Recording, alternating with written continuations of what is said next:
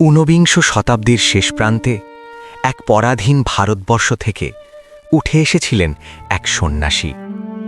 গেরুয়া বসন, হাতে লাঠি আর চোখে অদম্য বিশ্বাস।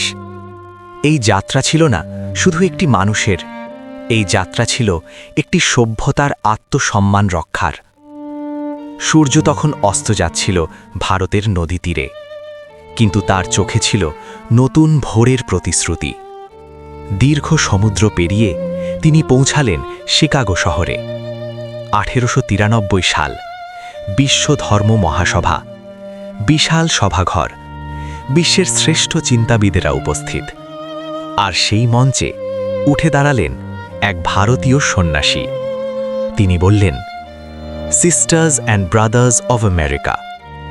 সময় থমকে গেল। তারপর করতালির ঝড়।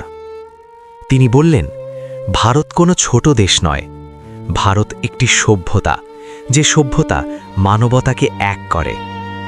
পরদিন সংবাদপত্রে লেখা হল, the cyclonic monk from India. সেই দিন শিকাগোর মঞ্চে পরাধীন ভারত মাথা তুলে দাঁড়িয়েছিল। তোমরা যদি এর পরের পার্ট দেখতে চাও তাহলে কমেন্টে বলে যাও, জয় স্বামীজি।